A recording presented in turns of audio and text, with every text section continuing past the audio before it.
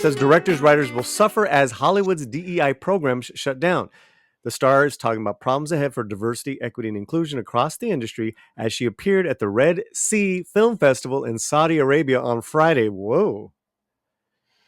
As major players in Hollywood walk back on earlier commitments to DEI, Longoria says she hasn't given up on her push for greater diversity, equity, and inclusion across the entertainment industry. This kind of pendulum swing of DEI programs being cut back means a lot of directors and writers from those programs will suffer because they give opportunity where opportunity is usually not there, Longoria said during a conversation. It's much harder for women to break through in Hollywood, and it's much harder for people of color to break through because I don't think there's a studio exec in a tower going, I don't want to hire people of color. They just hire people with the most experience. Cameron. Okay, so I'm gonna speak now as a minority and as someone who I've very often said I'm a follower of Malcolm X. And Malcolm X, back in the '60s, was an Mm, opponent of what we would call affirmative action programs or quota systems or DEI. He was an opponent of them as a black mhm, leader and a black nationalist, right? Because he mhm, said that what they do is they provide white liberals a way to feel good about themselves while essentially putting minorities in a "you're not good enough" box for those same white liberal power players, that you couldn't get this on your own. You had to be given an extra special minority slot. And in my experience on having worked on 7 or 8 shows, right, where they always have like a DE, I didn't call it, wasn't called DI, it was just always called the minority slot. Now it's called DI, so whatever. They always had the one slot that was reserved. That slot would always, the person, it sadly, it was usually a black person, often a black woman with no credits, that would get that slot.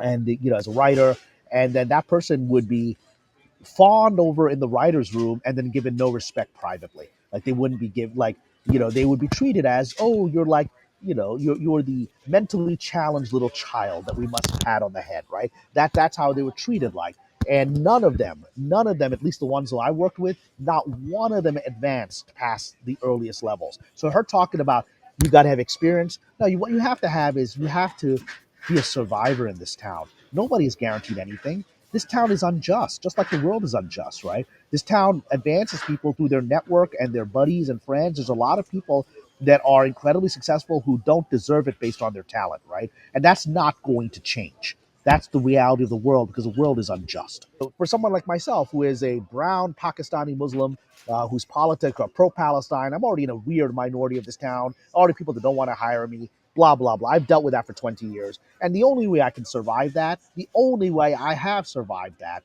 is by working hard to be better than everybody else. That doesn't mean I'm at the level that my ego feels I deserve to be at creatively or professionally, right?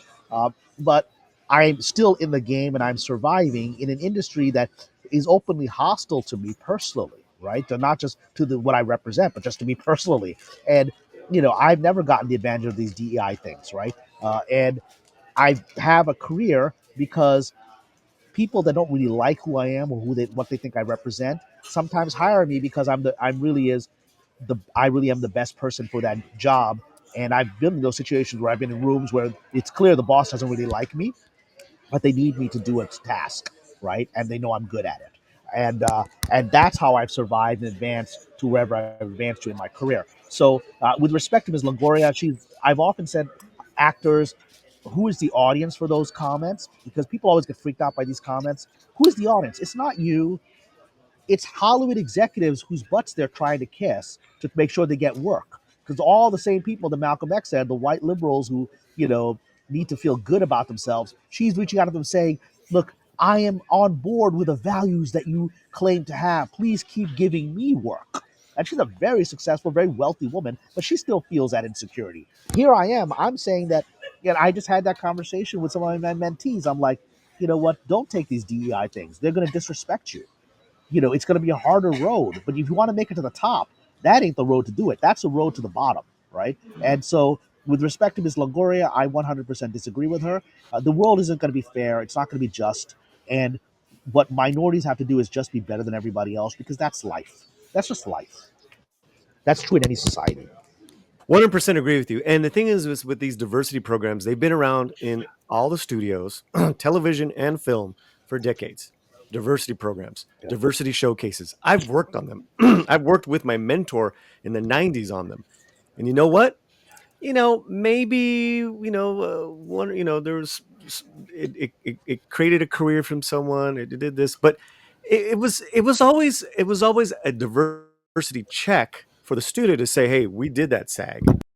We're covering our butts. It's the same thing where they used to say, oh, well, we saw all ethnic types. We're not racist. And they can show the paperwork. But at the end of the day, they're going to hire, either the best writers or their friends or the nepotism, whatever. Hopefully it's the best. But I actually think, well, I know that these programs have done nothing but negative stuff for our communities. And it's always the ones, and it's, I'm going to use Eva's movie Flamin' Hot. She got that movie produced independently. It was produced under 20 million. It was produced 20 million independent money. Then Disney took a look at it after it was made. That is the way, and there's a lot of movies that are happening now like that. It's kind of like the old Tyler Perry model, right? So, you know, you're absolutely right, Cameron. No one's going to hand you anything until you prove it to them, and you literally show it to them. So now the people that are that did The Long Game, it was a big hit independently. They did their own film distribution. Dennis Quaid starred in it. Their next thing is they're remaking La Bamba with Sony. The greatest way to overcome prejudice in this world, the Mm. greatest way to overcome prejudice is to make people money. Is to make people money. Because at the end of the day, human nature is such that greed is more powerful than bigotry. It just is, right? And so if you become really good at it and overcome the obstacles, there's actually a blessing for you in the obstacle because it makes you better at your craft. It gives you a self-confidence and a self-respect that you have that no one could ever take away. No one's ever going to say to me, Cameron, you got where you are because DEI. No one's ever going to say that to me, right? I And, mean, and, and I know that.